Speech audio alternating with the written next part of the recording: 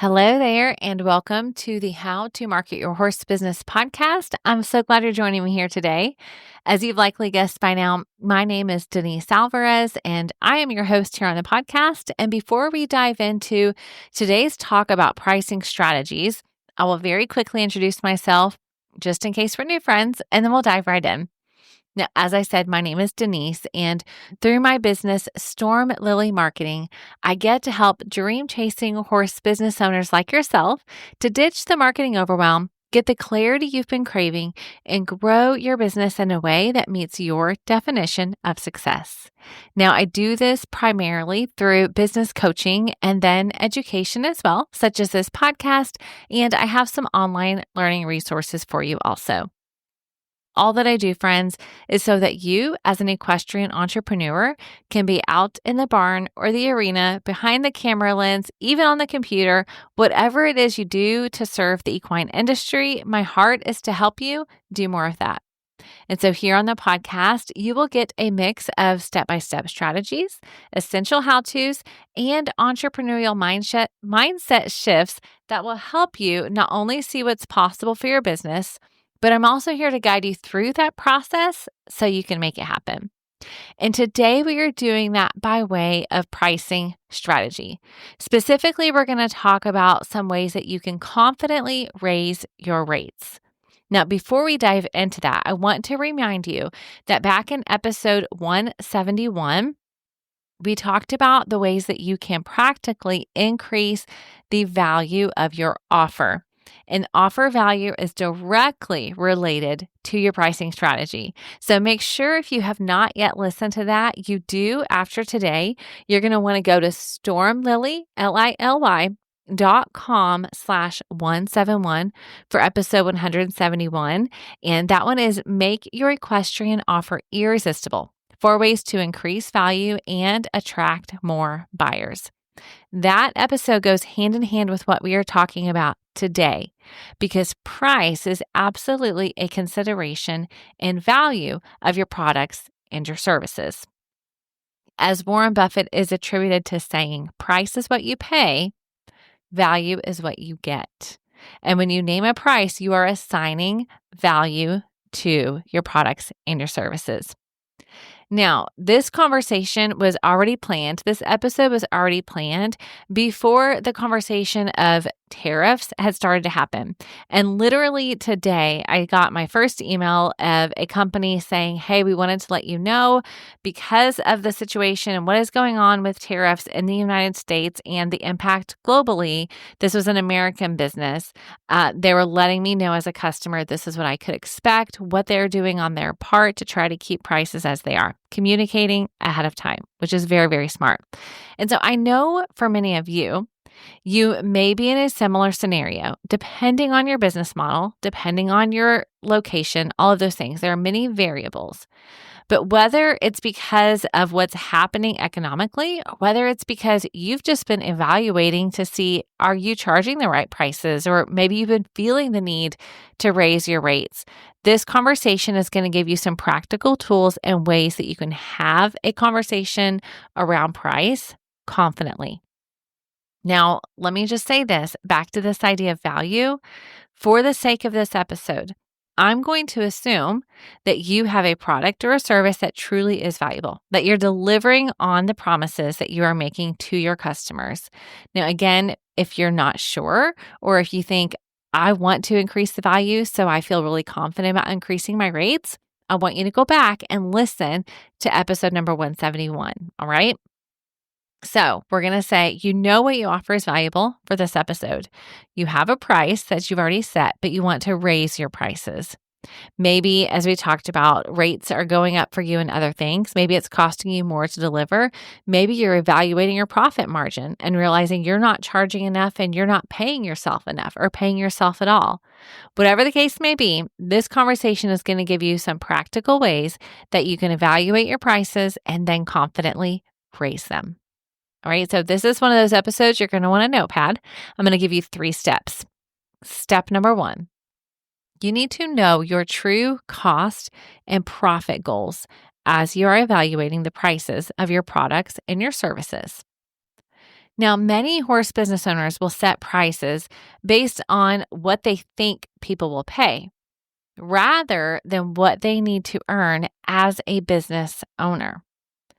I've heard service-based business owners ask questions such as, how do I charge what I'm worth? That's a question I've received. How do I charge what I'm worth? But that's actually the wrong question. I want you to remember this. Your worth is not wrapped up in the price of your products or your services. It's not about your worth. Pricing is about your offer's value, not your value. It's not your value as a trainer or a clinician or a photographer or a designer, whatever you're doing in the equine space. Pricing comes down to the value of your offer. So instead, I want you to consider these two questions. Number one, what are your costs?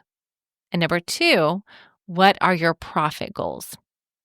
That means to start out and make a wise decision about your pricing, you need to know your numbers. You need to know your expenses. Yes, I'm talking about how much it costs you to provide the service or make the product. But it's not just that 1 hour or 4 hours or, whatever time in the day you're spending. As a business owner, you need to remember that you may have employees that you are paying. You definitely have insurance, taxes, rent, care of the horses, equipment, potentially travel. There are many factors that come down to this idea of expenses. Okay. So I want you to consider, even for yourself, how many hours of your time are you spending with the product or service? Okay. That's going to be a part of the cost. And then remember, you're going to look at your profit goals. I want you to look at the profit margin. Evaluate right now. How much money are you actually making? How much are you paying yourself? Okay. So that's the action step. Every one of these steps are going to be a specific action step for you. And today's action step for step number one is to calculate your expenses and then evaluate your profit margin. I want you to set a pricing model that includes a healthy profit margin, because part of being a wise business owner and part of building a sustainable equine business means that you're going to make a profit so you can turn around and reinvest it in your business. You're going to make a profit so you can save that for a rainy day fund, right? There's a place for profit in your business. Now, you may be saying, Denise, I'm not really a spreadsheet person. But let me just encourage you, if at all possible, the simplest spreadsheet can really help with this step, because it will allow you to play with the price and see how changing things will impact your profit margin and what that will look like, and maybe the quantity that you need to sell to hit the profit goals that you have for your business. I want you to be very careful of setting prices without knowing your true cost and profit goals for your equine business. All right, so friends, that was just step number one. Step number one is knowing those numbers. Step number two is to shift your mindset from affordable to valuable. Those of you who have been listening and saying, I'm here because in the title you said you're going to show me how to confidently raise my rates, this mindset shift is going to be key. If you have been focusing on being the cheapest and most affordable product or service, you have probably noticed that you're attracting bargain hunters instead of loyal clients who value quality.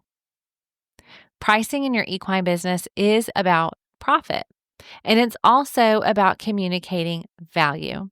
And if you price yourself low out of fear, then your chances of working with people who truly do value what you provide and what you're making, then it makes what you do a little bit less fun. And your chances of working with those types of people go down quite drastically. I love this quote from Mac Duke. He says, "Do not fall into the irresponsible trap of setting low prices. It will kill your business cold. Low prices attract cheap customers with luxurious demands." Now, I'll give it to you another way. Okay. This is from a book I just recently finished called 10X is Easier Than 2X. It's by Benjamin Hardy and Dan Sullivan. And here's the example they gave. Now, the pricing example that they gave here, I don't want you to pay attention to the number as much as I want you to pay attention to the mindset of the customer. So what they said is the $500 client will say something to the effect of, I just feel as though with this investment I'm about to make in you, that we should understand how our lives are about to change, and I need the results and you need to bring them, and I'm entrusting you with our livelihood and our lives.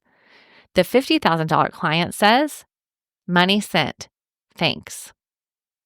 Now, this is, again, not specifically, this example is not about the specific price that you're changing or charging as much as it is about the type of customer that you are wanting to work with, or the type of customer that you will be working with. If you're pricing just based on wanting to be affordable or the cheapest option, you feel like you need to be priced lower than your competitors or just, a dollar under, right? Bargain shoppers, by and large, are less likely to be the people you will love working with. In Take the Reins, my one-on-one coaching program, we actually spend the first 2 sessions together focused on identifying and clarifying your audience and your messaging. We want to get to know at a deep level the people that you love working with most so we can create a marketing strategy that will attract more of those types of people. You want a business that you love and you want to work with people you enjoy serving. And pricing for value versus affordability is a big part of attracting and retaining those right fit customers that truly are life-giving. So the action step from here that I want you to take is to look at how you're communicating about your services. Look at your mindset as you talk to people even about your services. How are you describing it? Are you saying you're affordable? Is that attracting the people that you love to work with? So look at that and then reframe your services as valuable, not just affordable, and focus on communicating the transformation that you provide as you do that. For example, you're not just going to say, oh, I just train horses. I help owners build lifelong partnerships with their horses. That's very different. It speaks more to the transformation that increases the value, which will increase your price. All right, last one, friends. Step number 3. This is the nitty-gritty of how you're going to do it. Step 3 is to implement gradual price increases with confidence. Now, because you're here, you've realized that either based on your cost or your profit margin or lack thereof or increased value, you want to raise your rates. So how do you do it? I know that many equestrian entrepreneurs fear losing clients if you raise prices. But the right clients are going to stay when they see the value, when it's valuable to them. So often, as a business owner, you can be so focused on price as the differentiator or the decision-making factor for your people and for your audience that you have forgotten to market the value. And again, that's where I want you to go back to episode number 171. I want you to pull from that the value that your products and service has to offer and how you can communicate that well. Seth Godin has a quote for you I want to share, and he says, the reason it seems that price is all your customers care about is that you haven't given them anything else to care about. It's your job as a business owner to focus on something other than price when it comes to selling, when it comes to marketing. If you have clearly communicated the value, then what I know is that you will be more confident as you communicate the price. Because as you go back and increase that value and review how your offer is valuable, you're going to get more excited about the transformation. You're going to get more excited about the products you're creating, and you're going to more easily increase the price and communicate that. Now, especially now that you've made sure that you've covered your cost, created a healthy profit for your business, and you have a valuable offer, you will be able to raise your rates and communicate those with confidence. Okay, so you're confident, right? You're ready to raise your rates. How do we do this practically speaking? Very practically speaking, if you're an existing equine business, start by increasing rates for your new clients first. Just immediately, as an application step from this episode, make the changes that you want to make and start implementing it with the next inquiry that you get. Then you can begin adjusting for your existing clients with clear communication about the added value they receive as a customer. Now, the easiest part is that first part. For most of you, for most clients, is going ahead and changing it on paper, right? All new incoming clients and customers will have your updated pricing sheet. Your website will be updated. Everyone that comes in will come in at your new rates. And because you've done all of the steps before this, you're confident about that. But how do you talk to your existing clients and customers? Well, for one, realize that you have a couple of options, okay? Some of you are going to say, Denise, I really just want to keep my current clients and customers at their original pricing. I want to honor the fact that they've invested in me and my business. And go for it, is what I say. Like, if that helps, if you can meet your financial goals, if you can be the business that you want to be and that works for you, then I say do it. Those relationships matter. And so if that's the way you want to approach it, go for it. Okay. That doesn't mean that if you're saying, Denise, I do want to raise the rates for my existing clients and customers. I realize it's been too long and really I'm not even making a profit from what I'm charging them. Then you can keep the following things in mind. All right. So I'm going to give you some like bullet points on this one. Okay. If you do raise the rates for your current customers, I want you to, number one, have it in writing. This will help to minimize the confusion of conversation, he said, she said type scenarios. Instead, I want you to have the new terms clearly communicated in writing. And ideally, you would both sign it so that there is zero question about if it's been received and if it's been communicated. So have it in writing. And then be specific. When you're not confident in your pricing, what you're more prone to do is speak in generalities, but that just creates confusion. Instead, I want you to communicate very clearly what the changes are in your pricing, how it's related to your services, and what that means for your current customers. That also means that if you're adding value to what they've currently been receiving with this new pricing, communicate that. Let them know the value add that they're receiving. Third, don't take it personally. Even if your new rates are justified by all the things we just talked about, some of your clients and customers may take this opportunity to step away. They may not be able to afford them. It may be not the value that they were looking for anymore, and that's okay. You can choose to work with them if you really have that relationship, but I encourage you not to get desperate and say, well, okay, never mind, and lose money on them just because you're afraid. Don't operate out of fear, okay? Remember, you are a business and you have a business to run. It's okay to give them the freedom to leave and give them the freedom to return. It does not have to end on bad terms at all. So remember to keep those client relationships intact and don't take it personally if it's something they just can't afford right now. And that leads me into the last note I want you to remember with this, and that is to be a people-first business. Absolutely, profit matters. You are a business. And many horse business owners do forget that part, that you're a business.